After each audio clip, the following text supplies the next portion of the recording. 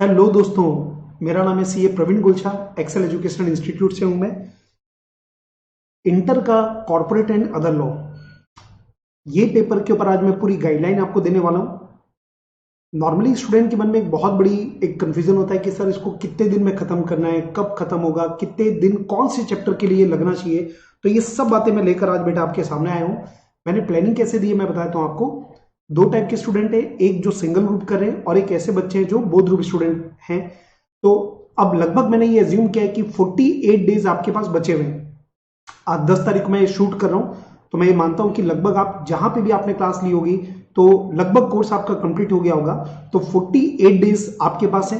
तो इन 48 डेज में आप लॉ का एक नहीं दो बार रिवीजन कर सकते हैं, हर बच्चा, चाहे वो एक ग्रुप का बच्चा हो चाहे वो दोनों ग्रुप का बच्चा हो। तो ये पूरा मैंने एक प्लानिंग करके दिया है। अब मैंने अपने हिसाब से प्लानिंग किया बेटा, अपने अनुभव के हिसाब से, जो कि बिल्कुल, वैसे तो जब मैं फीडबैक लेता हूं तो स्टूडेंट बोलते हैं कि सर लगभग हमारा इससे कम समय में ही हो जाता है, लेकिन फिर भी अगर आपको लगता है ना तो आप थोड़ा बहुत कस्टमाइज कर सकते हैं। कोई टॉपिक आपका बहुत सॉलिड है तो उसको आप अपने हिसाब से मोल्ड कर लीजिएगा। और डिस्क्रिप्शन बॉक्स में मैं इस फाइल को भी आपको शेयर कर लूंगा। तो मैं दो चीजें डिस्कस करने वाला हूं, एक आपका दिन का रूटीन कैसे होना चाहिए वो भी मैं बात करूंगा, और मैं दूसरी बात ये करूंगा कि लॉ की आखिर तैयारी कैसे की जाए। ओके, चलिए बेटा स्टार्ट करते हैं। ये देखिए, पहले जो मैंने लिखे हैं आप समझिएगा। ये नवंबर एग्जाम के लिए, नवंबर 20 एग्जाम्स के लिए, तो केवल जो ए ग्रुप का बच्चा है उसके लिए ये वाला पार्ट है, और जो बो ग्रुप वाला बच्चा है उसके लिए ये वाला पार्ट है। और ये मैंने प्लानिंग दी है बेटा एग्जाम डे। देखो बेटा, साल भर कितनी भी मेहनत कर लो, एग्जाम के दिन अगर आपका कोई चैप्टर छूट गया रिवाइज होने से तो हमारा कॉन्फिडेंस खत्म। और अगर कॉन्फिडेंस खत्म मतलब आप भूल जाते हैं कि आपने कितनी तैयारी किया, और हम पेपर बिगाड़ के आते हैं। पेपर बिगड़ना नहीं चाहिए था लेकिन बिगाड़ के आते हैं, क्योंकि कई बार ऐसा होता है कि हम एग्जाम के दिन कुछ कुछ चैप्टर को लेके इमोशनल हो जाते हैं और बहुत टाइम उसी में लगा लेते हैं, और पता चला कि 4 एक्ट ही छूट गए। तो बेटा इसलिए मैंने पूरी प्लानिंग की है, और इसको सीरियसली लीजिएगा। जहां पे आप स्टडी करते हैं उसमें चिपका दीजिएगा, इसको फॉलो कीजिएगा। ओके, चलो मैं स्टार्ट करता हूं बेटा। केवल प्लानिंग में आपको दे देता हूं क्योंकि बाकी तो सब आपको रिटर्न में। जैसे देखिए, पहला चैप्टर मैंने क्लास ऑफ कंपनी का लिया है, तो इसमें स्टैंडर्ड ओवर मैंने लिया 1.5, मतलब 1.5 घंटे में आपका ये टॉपिक खत्म हो जाना चाहिए। फर्स्ट रिवीजन, अभी मैं फर्स्ट रिवीजन की बात करूं, मैंने दो दो रिवीजन रखे बेटा, और एग्जाम जिस समय आप लिख रहे होंगे ना उस समय तक आपके 3 रिवीजन का मैंने जुगाड़ करके रखा है। ओके, चलिए समझिएगा कैसे। तो जो ग्रुप 1 के बच्चे हैं केवल उनको 1.5 घंटे में ये क्लास ऑफ कंपनी कंप्लीट करना है, और जो बोध ग्रुप के जो बच्चे हैं उनको 1 घंटे में ये टॉपिक कंप्लीट करना है। और एग्जाम के दिन, जी हाँ एग्जाम के दिन लगभग आपके पास 25 से 27 घंटे आपको मिलते हैं। कितने? 25 से 27 घंटे। तो एग्जाम के दिन ये जो टॉपिक है, ये टॉपिक आपका 30 मिनट में कंप्लीट होना चाहिए। तो ये चिपका के रखिएगा बेटा प्लानिंग को। ओके, चलिए वैसे ही incorporation of company and so on ये सब मैंने लिख के रखा है बेटा। तो कंपनीज एक्ट जो है ना वो 76 आवर्स में खत्म होना चाहिए। बोध ग्रुप, सिंगल ग्रुप के लिए, बोध ग्रुप के लिए आपके पास 42 आवर्स है और 1050 मिनट्स है एग्जाम डे के दिन। ओके, चलिए अब अदर लॉ के बारे में बात करते हैं। अदर लॉ में भी मैंने प्लान करके दिया पूरा। तो इस तरीके से जब आप देखेंगे ना तो टोटल जो लॉ है वो 125 घंटे में आपका फर्स्ट रिवीजन। ये किसका बेटा? First revision. और ये जो 125 आवर्स है वो केवल किसके लिए है? जो बच्चा ए ग्रुप की तैयारी कर रहा है। और जो बोध ग्रुप का जो बच्चा है उनके लिए 70 घंटे हैं। 70 घंटे क्यों है मालूम आपको? इसका लॉजिक समझिएगा। देखो बेटा, जो मैंने बताया कि 48 डेज बचे हुए, तो एक ग्रुप का जो बच्चा है वो 4 पेपर देगा, तो 4 से डिवाइड करेंगे तो कितना आएगा? 12 डेज। मतलब एक सब्जेक्ट के पीछे उसको 12 दिन का समय है। तो मैंने क्या प्लान किया है, इन 12 दिन में 10 दिन में उसका होना चाहिए फर्स्ट रिवीजन, और 2 दिन में उसका होना चाहिए सेकंड रिवीजन। ओके, और जो बोध ग्रुप का बच्चा है उसको 8 पेपर देने हैं, तो 8 मतलब कितना हो गया? इनके पास केवल 6 दिन का समय है। तो 6 दिन को मैंने कैसे डिवाइड किया है? 6 दिन में 5 दिन फर्स्ट रिवीजन करना है लॉ का, और हर पेपर का आप ऐसा प्लान कर सकते हो, और 1 दिन का मैंने सेकंड रिवीजन का टाइम दिया है। ठीक है, तो अब आप देख सकते हो, मिला लीजिएगा। जैसे 125 आवर दिया है, और जो ए ग्रुप का बच्चा है उसको 12 से 13 घंटे इफेक्टिवली अब पढ़ाई चालू करना चाहिए। कई लोग को ये नहीं मालूम रहता कि पीएल में आखिर पढ़ा कितना जाए। तो ये मैंने देखिए लिख के रखा है यहाँ पे, नोट का मेरा पॉइंट नंबर 1 ही है कि जो ग्रुप 1 का बच्चा है उसको 13 घंटे, 12 से 13 घंटे इफेक्टिव पढ़ना है बेटा, इफेक्टिव। और जो बोध ग्रुप के बच्चे हैं उनको मिनिमम 14 घंटे पढ़ने हैं, मिनिमम 14 घंटे। तो उस हिसाब से अगर आप देखोगे ना तो ये लगभग 10 दिन में खत्म हो रहा है इनका, 10 डेज, और इनको 14 घंटे पढ़ना है तो 70 आवर्स टोटल है। मतलब ये बोध ग्रुप वाले के लिए 5 दिन में ये खत्म हो रहा है। ओके, और एग्जाम के दिन में 25 घंटे, ये तो सबके लिए 25 घंटे रहेंगे एग्जाम के दिन। तो वो सबके, चाहे ए ग्रुप है चाहे बोध ग्रुप है, सबको 25 घंटे पढ़ाई करनी है। 25 घंटे में आराम से पूरा लॉ रिवाइज हो जाता है। जो मैंने मिनट दिए, ये दोनों इधर आवर्स हैं और इधर मिनट है। बाजू में मैंने कॉलम रखा है एक्चुअल। मतलब क्या भाई, मान लीजिए मैंने 1.5 घंटा लिख के रखा है, आपने 2 घंटे में खत्म किया, बाजू में लिखिए 2 घंटा। ये आपका कंट्रोल चार्ट है ताकि आपको पता रहे कि मैंने आधा घंटा ज्यादा लगाया है। प्रॉब्लम यही तो होता है बेटा, अपन एनालाइज नहीं कर पाते और बाद में लगता है कि समय खत्म हो गया, कुछ चैप्टर नहीं हो पाए। तो आपके दिमाग में क्या रहेगा, इसका आधा घंटा मेरा ज्यादा लगा है तो मुझे आधा घंटा किसी टॉपिक में कम करना है। तो मान लीजिए जैसे ये मैंने प्रोस्पेक्टस में 11 घंटे लगा के रखे, तो आपके दिमाग में रहेगा कि यार आधा घंटा मेरे को रिकवर करना है। आपका टारगेट रहना चाहिए कि मैं इसको 10.5 घंटे में खत्म करूं, एंड सो ऑन। ठीक है, तो एक्चुअल टाइम जो है ना वो जरूर से आपको लिखना है। ओके, वैसे एग्जाम के दिन भी आप पढ़ते जाना और लिखते जाना। जैसे 1 घंटे का आपने शेड्यूल रखा कि मुझे 2 टॉपिक खत्म करना है, इनकॉर्पोरेशन और क्लास, तो जैसे ही 1 घंटा होगा तो रिव्यू कीजिएगा कि हुआ कि नहीं हुआ, कितना टाइम लगा उसको नोट करते जाइएगा। ओके, चलिए अब मैं आगे बढ़ता हूं बेटा। ये मैंने नोट कर लिया है पॉइंट नंबर 1। अब देखिए पॉइंट नंबर 2 मैंने क्या लिखा है कि फर्स्ट रिवीजन लॉ का जो मैंने ऊपर में बताया उसके हिसाब से होना चाहिए। सेकेंड रिवीजन, अब सवाल है कि मैंने तो फर्स्ट रिवीजन बता दिया, सेकेंड रिवीजन कैसे होगा। तो सेकेंड रिवीजन में मैंने क्या बोला है कि ए ग्रुप के बच्चों को कितना समय है, 2 दिन, और बोध ग्रुप वालों को 1 दिन मिलेगा। तो अब इसकी कितने मिनट है, कितना समय आपके पास चैप्टर को सेकेंड रिवाइज करने के लिए। तो देखिए मैंने क्या लिख के रखा है, जो ए ग्रुप का बच्चा है उसको 2 दिन मिलेगा और आपको एग्जाम शेड्यूल को फॉलो करना है। जी हाँ, मैं इसकी बात कर रहा हूं बेटा। जो ए ग्रुप का जो बच्चा है ना, ये हो गया इसका फर्स्ट रिवीजन और ये हो गया इसका सेकेंड रिवीजन। क्योंकि सेकेंड एग्जाम के दिन में मैंने कितने घंटे का शेड्यूल दिया, 25 घंटे। 25 घंटे मतलब लगभग 2 दिन।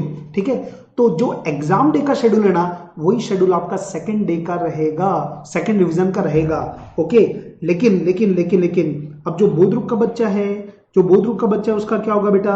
जो बोध ग्रुप का जो बच्चा है ना, उसको मैंने रिवीजन का 1 दिन दिया है। तो इसका मतलब क्या हुआ, ये एग्जाम डे का जो शेड्यूल है ना 25 घंटे, 25 घंटे का काम लगभग आपको 14 घंटे में करना है, क्योंकि आपको 1 दिन में 14 घंटे मिनिमम पढ़ना है। ओके, तो आप ये मान सकते हो, जितने भी बोध ग्रुप के बच्चे ना बेटा, तो सेकेंड रिवीजन में उसको आप डिवाइडेड बाय 2 कर दो। मतलब ये 30 की जगह कितना आपको पढ़ना पड़ेगा, 15 मिनट है आपके पास, कितना मिनट है, 15 मिनट। तो लगभग आप ये मान लीजिए कि एग्जाम डे का जो मैंने शेड्यूल है ना, उसको 50% कर लीजिएगा ना, तो आपका सेकेंड रिवीजन आ जाएगा। ओके, अब मैं कुछ एक इंपॉर्टेंट बात आपको ये बोलना चाहता हूं कि जब आप फर्स्ट रिवीजन करोगे ना बेटा, जब आप फर्स्ट रिवीजन करोगे ना, चलो मैं एक बार इसके थ्रू ही आपको बताता हूं। चलिए, फिर मैंने यहां पे क्या लिखा है, बोध ग्रुप के जो बच्चे हैं उनके पास 1 दिन है, और 1 दिन में मतलब क्या हो गया, 50% time for exam day schedule. Exam day का जो मैंने शेड्यूल बनाया उसका 50% कर लेंगे तो आपका सेकेंड रिवीजन का शेड्यूल आ जाएगा। इसके बाद अगला पॉइंट है मेरा पॉइंट नंबर 3। आपको बेटा कम से कम 2 से 3 क्वेश्चन डेली लिखना है। आप जितने समय लॉ का रिवीजन कर रहे हैं उतने समय 2 से 3 क्वेश्चन आपको हर दिन रिटन प्रैक्टिस करना है। इसका रीजन क्या है बेटा, अगर आप प्रैक्टिस आपकी नहीं रहेगी ना तो एग्जाम में हाथ पांव फूल जाते हैं, हाथ कपकपाता है, बहुत समय लगता है। तो इसको मिस मत करना। 1 क्वेश्चन, 2 क्वेश्चन, 3 क्वेश्चन, 2 से 3 क्वेश्चन आइडियल है बेटा। अगर बोध ग्रुप के बच्चे हैं तो 2 क्वेश्चन लिखिए, और एक ग्रुप का बच्चा है तो कम से कम दिन में बेटा एक आपको 3 से 4 जितना क्वेश्चन हो सके ना उतना रिटन प्रैक्टिस करना है। एक इंपॉर्टेंट बात, अब ये रिटन प्रैक्टिस करना है, मैंने क्या लिखा है, एग्जाम इन्वायरमेंट में। अब ये एग्जाम इन्वायरमेंट का मतलब क्या है समझिएगा। एग्जाम इन्वायरमेंट का मतलब है एग्जाम में, सुनिएगा, एग्जाम में 1 मार्क को अटेम्प्ट करने के लिए आपके पास 1.8 मिनट होते हैं। 1 नंबर के पीछे 1.8 मिनट मिलते हैं। तो अगर एग्जाम में कोई क्वेश्चन 5 मार्क का आता है ना तो लगभग आपके पास 9 मिनट होते हैं।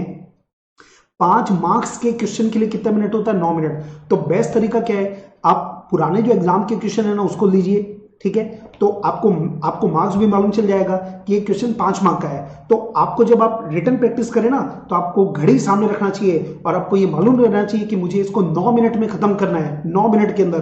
तो ये प्रैक्टिस होगी बेटा। ऐसा नहीं कि आराम से बैठ के लिख रहे हैं, नहीं नहीं नहीं नहीं, फिर एग्जाम में भी गड़बड़ होगा, एग्जाम में टाइम शॉर्ट होगा और ये सबसे बड़ी समस्या होती है। तो इसलिए ये दिमाग में रखिएगा बेटा, आपको एग्जाम के तरीके से, ये मानिए मेरा एग्जाम है, कोई भी 3 क्वेश्चन सेलेक्ट कीजिए, कितने मार्क का है आपको मालूम चल जाएगा, इंटू 1.8 कर लेंगे ना, तो इतने मिनट में आपका उस दिन का पेपर कंप्लीट होना चाहिए। ओके, चलिए इसके बाद मैंने लिखा है पॉइंट नंबर 4, पढ़िएगा क्या लिखा है। जब आप फर्स्ट रिवीजन कर रहे हैं, तो जितने भी प्रैक्टिकल क्वेश्चन हैं, जो मैंने आपको क्लास में, आपको मालूम है बहुत सारे मैं प्रैक्टिकल क्वेश्चन कराता हूं, तो जितने भी पास एग्जाम क्वेश्चन है, आरटीपी के क्वेश्चन है और कोई अदर क्वेश्चन है, सब मैंने शामिल करके रखा है। तो पहली रिवीजन करते समय चैप्टर जब खत्म होता है उसके बाद उस चैप्टर के सारे प्रैक्टिकल क्वेश्चन को देखो, ठीक है। लेकिन आपको मालूम है कि ये एक बार देख पाओगे, पर कुछ ऐसे क्वेश्चन आपको मिलेंगे जो बहुत ज्यादा टिपिकल है या इंपॉर्टेंट आपको लगता है, जो उसको लगता है कि आप भूल सकते हो, तो उसको मार्क कर लेना for second revision.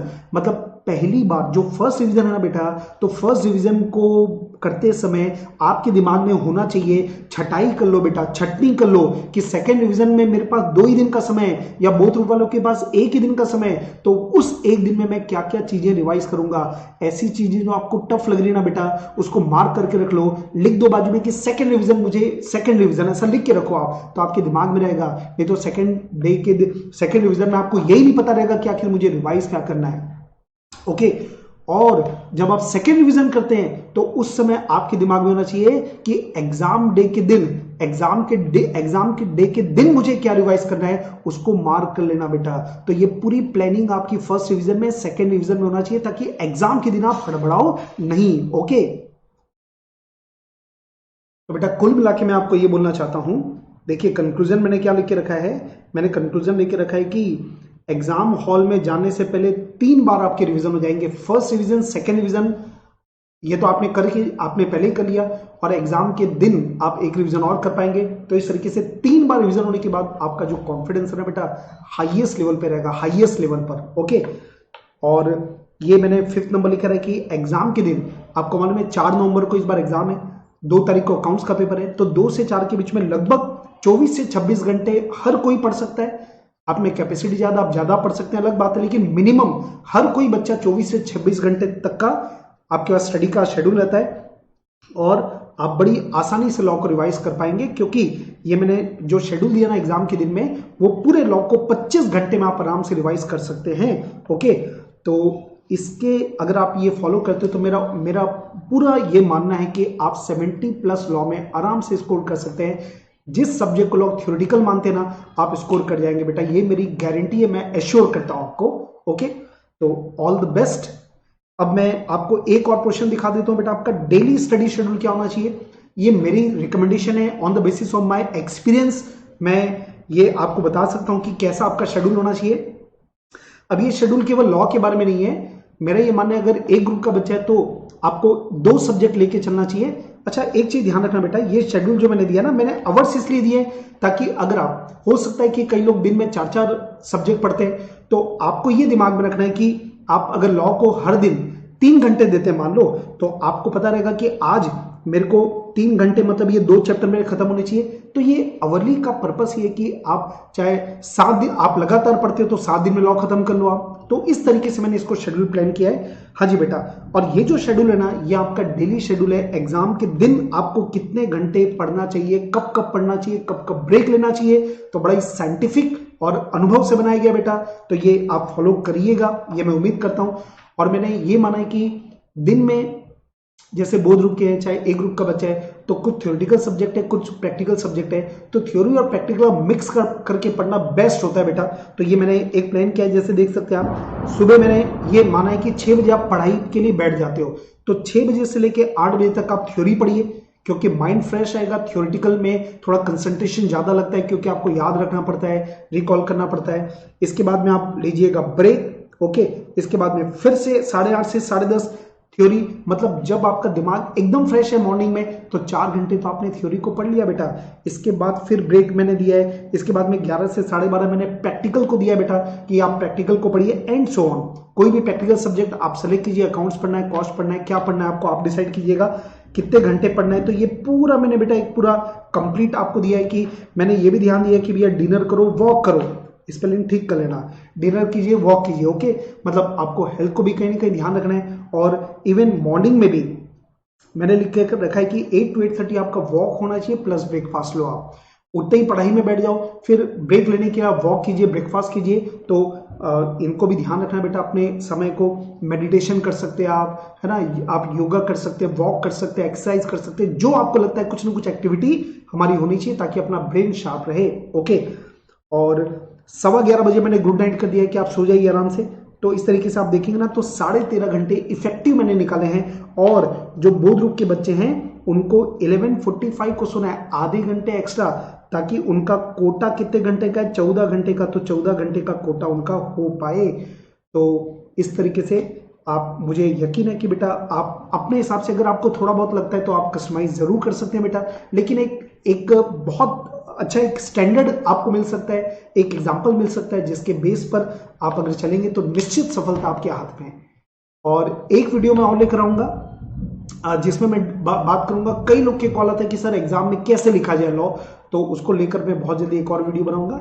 Okay, till then take care, bye bye.